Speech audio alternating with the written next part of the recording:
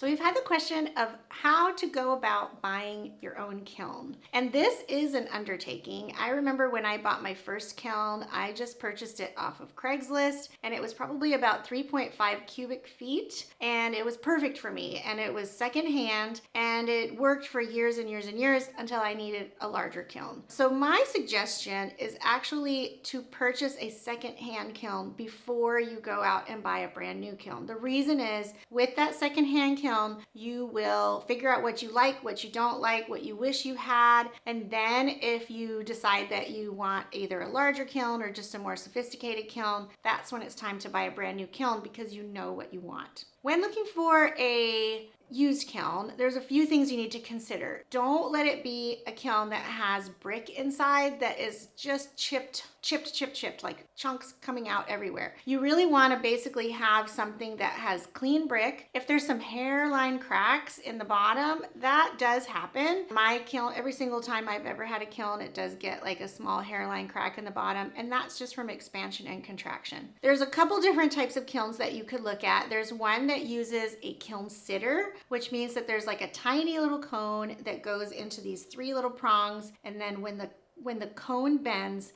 then it basically turns off your kiln, because as that cone bends, there's a lever that lowers. So that's one type of kiln. That's called a kiln sitter kiln. The other type is a digital kiln. So what you can have is, there are either touchscreen digital kilns, which are newer, so you're gonna have a hard time finding that used, but touchscreens or digital kilns have been around for a long time, so you could find one that just has a keypad on the front, and that one allows you to set a program. You don't have to think about it. You walk away from the kiln and let it fire all on its own. Because a kiln sitter kiln is a little more manual. You have to turn it up manually over time. And a digital kiln, you just program it and then walk away from it. Another thing to make sure about is be sure that the kiln elements are in working order, because replacing your kiln elements is not only a pain, but it's also expensive. You have to buy the elements and just a little bit of equipment to go ahead and change them out. Now, I'm not saying never change your elements, but when you first buy the kiln, I would ask them when the last time was that they changed the elements, and then also